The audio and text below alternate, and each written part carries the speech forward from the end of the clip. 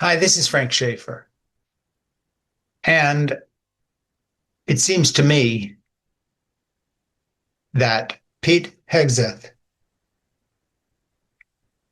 should be court-martialed for his actions in the Pentagon, breaking both international law and US law that governs the behavior of our military.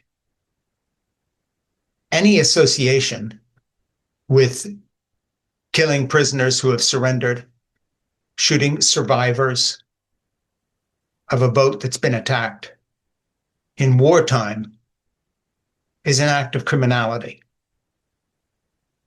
Amongst other things, I am the proud father of a United States Marine. My liberal friends were shocked when my son volunteered for the Marine Corps in 1999, and then after 9/11 was sent to war in Afghanistan at the beginning of that war, where he did 2 tours of duty and then 1 in Iraq. I happen to disagree with the war in Iraq, even though I knew George W. Bush personally. And later, when my son John and I wrote a book that became a bestseller called Keeping Faith, a father-son story about love in the United States Marine Corps, and I got several personal handwritten notes from both the older President Bush and his wife Barbara and the younger President Bush in the White House. And then the First Lady read a section of my book that actually had appeared in the Washington Post as an opinion piece about my pride in my son's service on Meet the Press, and the book became a bestseller. My association with the Marine Corps grew, and I was invited down to 8th and I, the Marine Corps headquarters in Washington. I spoke at various Marine Corps birthday balls.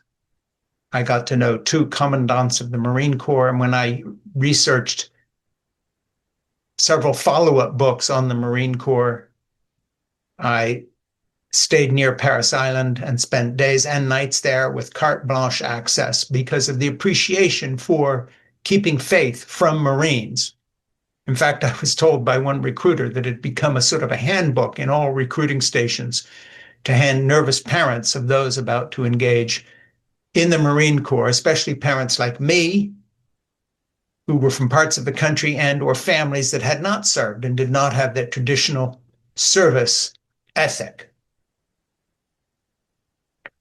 That book went on to become a bestseller, and I got to know a lot of Marines, including drill instructors on Parris Island, who drummed into their recruits that part of being an honorable Marine was to obey the laws of war. You did not shoot prisoners. You did not shoot survivors after battles. You did not torture. You did not kill. You did not rape. You took no pleasure in killing. There was an ethic and an honor that went with being a Marine. Fast forward to the Secretary of Defense that Donald Trump has put in the Pentagon, and the dishonor that has come to our military through this man, through breaking international law and ordering and or being part of the chain of command that killed people clinging to an upturned boat, of serving under a president who, by the way, is a draft dodger and comes from my generation of people from the Vietnam era and dodged the draft by claiming bone spurs, and has a vice president who was a Marine, J.D. Vance, but who has turned his back on the honor of the military by defending Pete Hegseth and, in fact, Donald Trump, because J.D. Vance is chasing power rather than legitimacy as an American leader. How is it possible that someone like Pete Hegseth has not been court-martialed for this action? How is it possible that the honorable men and women in the United States military and the Marine Corps and other services are being subjected to the dishonor of these stories? I'll tell you why it's possible. It's possible because of the brutalization of the American public.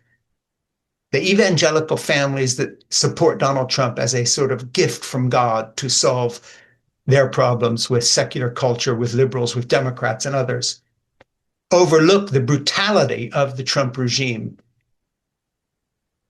Girls dragged from their fathers, 3-year-olds dragged down the street, mothers dragged by their hair by ICE agents.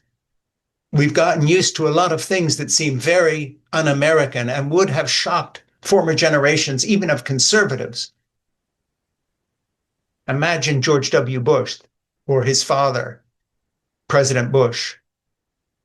Imagine other American leaders putting up with this sort of nonsense from a Department of Defense, or it's now called Department of War. What a ridiculous idea that we glorify war to the point we rename the department. How can this be?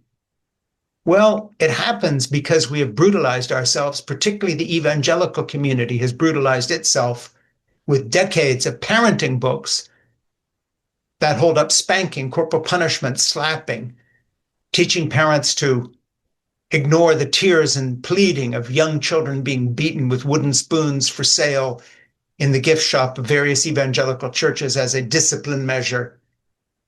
Children being groomed to brutality through brutality. This has gone on for generations, ever since an old friend of mine, who was a friend at the time,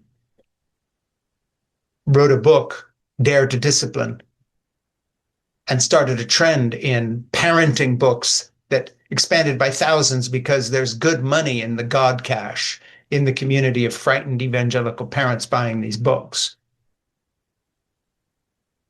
I was part of that movement in the 1970s and the 1980s, and I fled. But when I look at the acceptance of the level of brutality carried on by ICE agents, when I look at the acceptance of the love of violence and military intervention that put at risk innocent National Guard troops in Washington who were then killed brutally for no reason other than the president wanted to play politics with the men and women in uniform, and that this level of degradation of the military is put up with by evangelical voters, 83% of whom voted for Trump, brings us to the brutality of Pete Hegseth and the fact that a man who in any other administration would have been fired and then court-martialed for breaking the laws of war. War is brutal, but it would be even more brutal without certain conventions. In exactly the way, by the way, that Vladimir Putin is doing the same thing, shooting prisoners, torturing people in his war with Ukraine, where Donald Trump, in his worship of brutality and violence, has changed sides and is now siding with Vladimir Putin against the Ukrainian people that had the support, widespread support of the American people, including evangelical Christians who have voted for Trump, but who go along with the brutality against the Ukrainians by siding with Vladimir Putin, by siding with Pete Hegseth, by siding with the idea that there are no laws of wars, that when Vladimir Putin murders children in nursery schools with deliberately targeted drone attacks, when his soldiers routinely have raped again and again and again across Ukraine as they invaded, that somehow we turn a blind eye to this in the same way we turn a blind eye to the brutality of the head of the Saudi regime as he murdered an American-based journalist, and we pretend it didn't happen.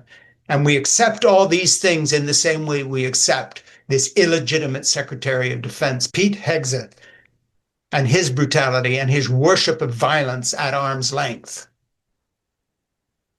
How did we get here? We got here because the evangelical community itself worships violence when it comes to spanking children, when it comes to corporal punishment, when it comes to capital punishment, when it comes to turning a blind eye to the plight of the least fortunate as they are dragged out of bakeries and off ladders painting houses and out of people's gardens when they're doing work and off fields where they are picking strawberries and herded into vans, ironically, most of them being Hispanic, evangelical, and Pentecostal Christians or Roman Catholics.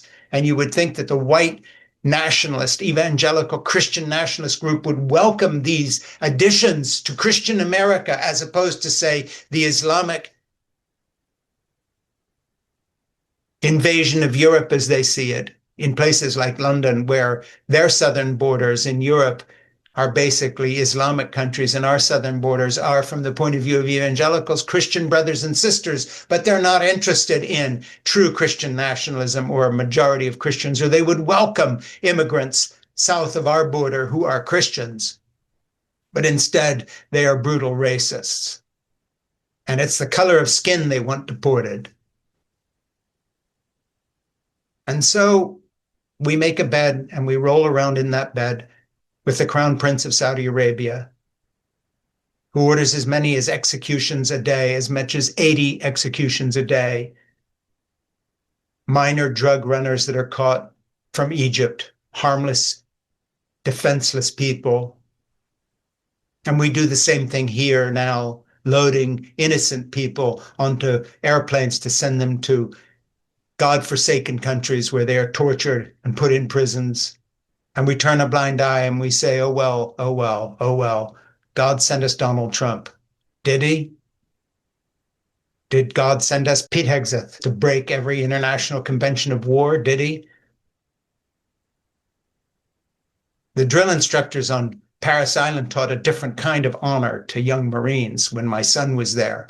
They taught a different kind of honor when I visited them and watched them training and sat with them as they trained young Marines in their duty to not only die for America, but to fight for America in a way that brought honor to the Marine Corps, not the sort of dishonor that you have when helpless men are in the water clinging to an upturned boat and you order a second strike. We have become a brutal country, and it is time to rethink our support for brutality, whether it is our support for spanking children, even though they cry out for mercy and we ignore it, thinking we are saving them somehow by brutalizing them. Well, that generation grew up and voted for Donald Trump. That generation thinks that it's cool that Pete Hegseth has white supremacist mottos tattooed on his body and worships death. This is not America. This is not American. This is Russian. This is Putin-esque.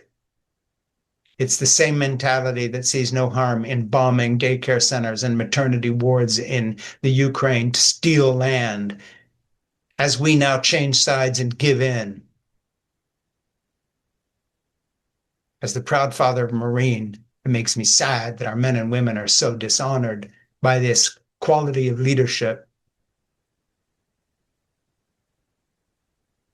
My name is Frank Schaefer.